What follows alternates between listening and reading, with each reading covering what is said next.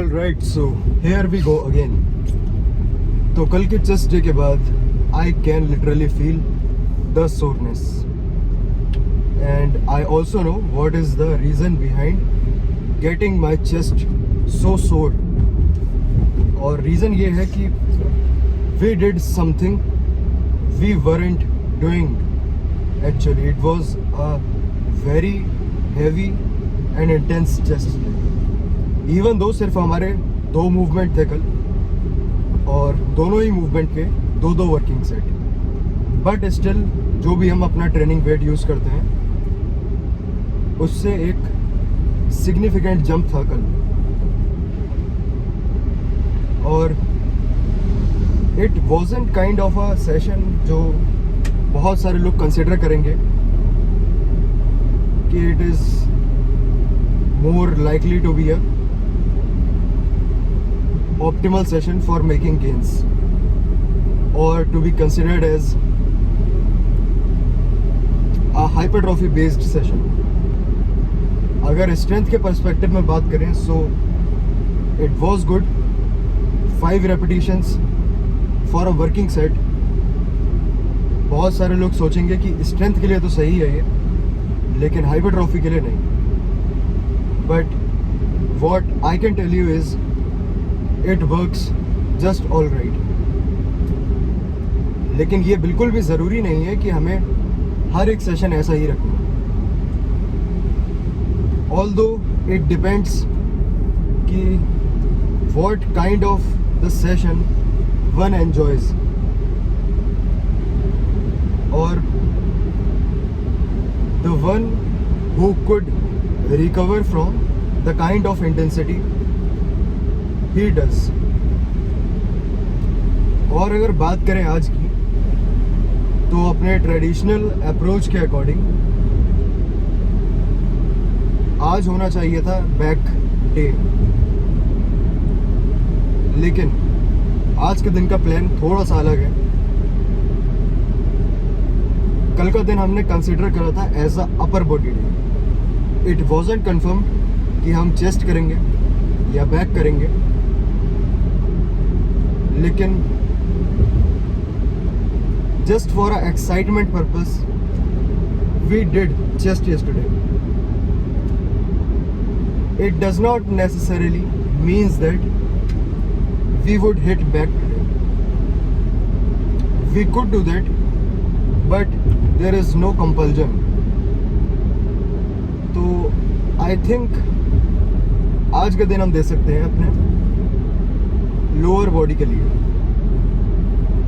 और lower body में, to be very specific, it would be just hamstrings and carbs.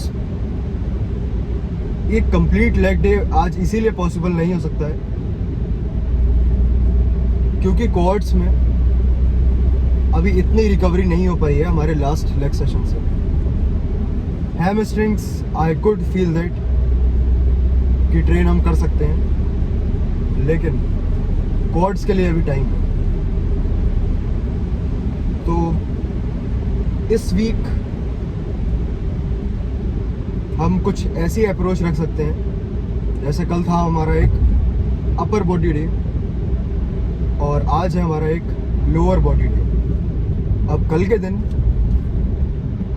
हम फिर से अपर बॉडी ट्रेन कर सकते हैं और उसके नेक्स्ट डे फिर से लोअर बॉडी. ये एक ट्रेडिशनल अपर लोअर स्प्लिट भी नहीं है, क्योंकि अपर लोअर स्प्लिट जो होता है उसमें मोस्ट केसेस में लोग अपने अपर सेशंस में 2 या 2 से ज़्यादा मसल ग्रुप्स ट्रेन करते हैं. फॉर एग्जांपल, एक टिपिकल अपर बॉडी सेशन पे people train chest and back, sometimes also shoulders on same day. लेकिन हमारी ये जो अप्रोच है इसमें हम टारगेट करते हैं सिर्फ एक मसल ग्रुप को, because that's the kind I like to do. दो या दो से ज़्यादा मसल ग्रुप्स ट्रेन करना,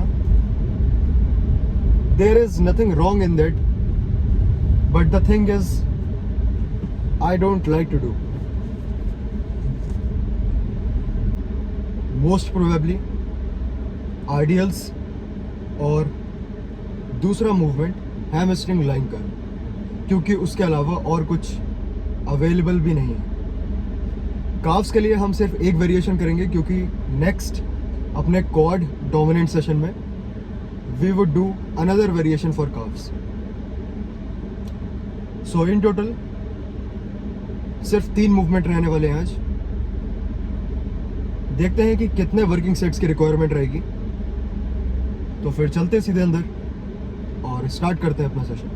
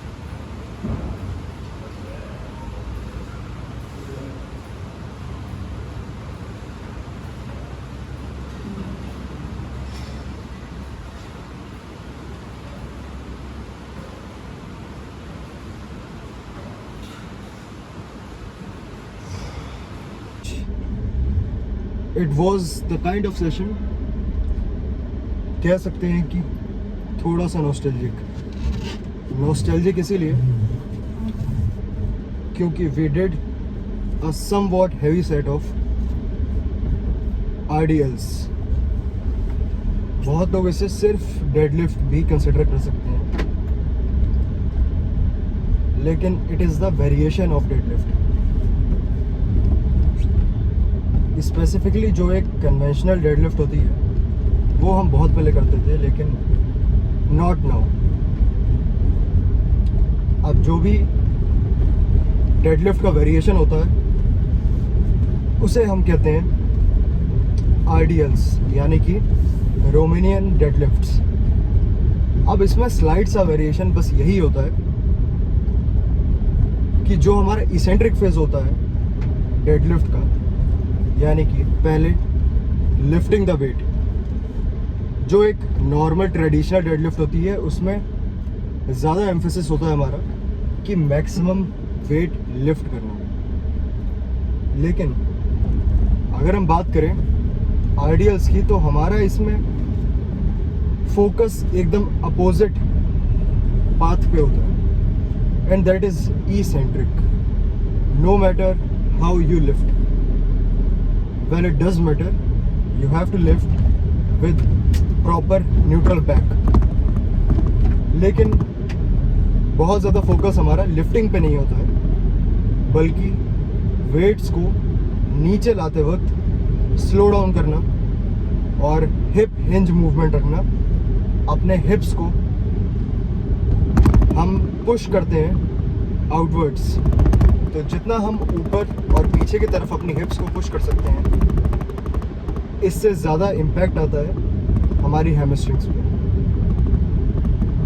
ऐसे बहुत सारे लोग हैं जो कि RDLs का एक परफेक्ट मूवमेंट पाथ सीखने में जिन्हें बहुत ज़्यादा टाइम लग जाता है, लेकिन बहुत ही ज़्यादा सिंपल मूवमेंट है. थोड़ी सी ट्रिक इसमें बस यही होती है कि जितना अपने हिप्स को पीछे पुश करोगे उतना हैमस्ट्रिंग्स का एंगेजमेंट और बढ़ता जाएगा. एक चीज़ और जो कि इसमें देखने वाली है कि फुट पोजीशन क्या रहती है. अब बहुत सारे लोग टोज पे अपना वेट ज़्यादा ले लेते हैं, कुछ लोग ऐसे हैं जो कि अपने हील्स पे ज़्यादा वेट लेते हैं. अब हील्स और टोज में क्या डिफरेंस है? सो टॉकिंग अबाउट हैमस्ट्रिंग्स, अगर हमें हैमस्ट्रिंग को ज़्यादा एंगेज करना है तो अपने वेट्स का लोड हमें हील पे लेना पड़ेगा. अगर हम थोड़ा सा अपना टोज को लिफ्ट करते हैं तो डेफिनेटली एक चीज़ फील करने को मिलती है कि हैमस्ट्रिंग थोड़ी सी ज़्यादा और एंगेज हो जाती है. और यही अगर हम टोज पे ज़्यादा वेट ले लेते हैं तो हमारी बैक पे इम्पैक्ट ज़्यादा आने लगता है, और जिसकी वजह से बारबल को लेके आगे गिरने के चांसेस और बढ़ जाते हैं. वैसे तो RDLs एक बहुत ही बेसिक और सिंपल मूवमेंट है, लेकिन आई हैव सीन कि बहुत सारे लोग अभी भी स्ट्रगल करते हैं. कुछ लोग बहुत टाइम तक इसे लगाने के बाद भी इसका प्रॉपर एग्जीक्यूशन नहीं सीख पाते हैं. And also the thing is they are not open to learning. कुछ लोग ऐसे भी हैं जिन्हें 8-10 साल का एक्सपीरियंस है लिफ्टिंग का, लेकिन still they do wrong and they find nothing wrong in that. So there is no offense until you are not injuring yourself. Well, the form or execution doesn't matter much when you are making significant gains. this all comes into play when you get injured. अब या तो हम injury का wait कर सकते हैं wrong form में train करने की वजह से, और या फिर हम पहले से किसी भी एक्सरसाइज का प्रॉपर एग्जीक्यूशन सीख सकते हैं. थोड़ा सा अपने ईगो को बस सैक्रिफाइस करना पड़ता है. बार पे थोड़ा सा वेट कम करो और उसका प्रॉपर एग्जीक्यूशन सीखो. That would definitely help you in the longer term goals. But if you really try to chase the weights itself in the name of progressive overload or in the name of strength, you will definitely not get where you should be. Talking about today's session, it was very productive, efficient and to the point. Hamstrings के लिए 2 set of RDLs and 2 sets of lying hamstring curls. अब यहाँ पे अगर हमारे पास seated hamstring curl का option होता तो वो भी कंसिडर कर सकते थे, और if there was any adductor or abductor machine तो वो भी आज हम इंक्लूड कर सकते थे. But unfortunately there wasn't any option. तो जितना था उतने में उसका प्रॉपर यूटिलाइजेशन करा. Most of the leg days की स्टार्टिंग हमने सीधे काफ से ही रखी है, because that is the area where we need to much of improvement. लेकिन एक चीज़ ये भी कंसिडर करने वाली है कि एकदम से कोई वेरी अनरियलिस्टिक गेन्स नहीं आने वाले हैं. No matter how hard you train, no matter how hard you recover, कितनी भी कैलोरीज का सरप्लस लो या कितना भी रिकवरी का टाइम दो, जो एक गेन्स बनाने का एवरेज रेट है हम उसे बहुत ज़्यादा मैनिपुलेट नहीं कर सकते हैं. So at the end of the day everything seems to be very slow, and it was supposed to be. It never supposed to be very fast and instant. आज तक कभी भी किसी को भी बहुत ज़्यादा इंटेंसिटी या बहुत ज़्यादा वॉल्यूम का रिजल्ट इंस्टेंटली नहीं मिलता. No matter how much protein intake you take, और no matter how much clean you eat, the thing is the process remains still very slow. So the plan is to keep patience and be consistent. मिलते हैं कल के next session के साथ. So let's meet with the back itself.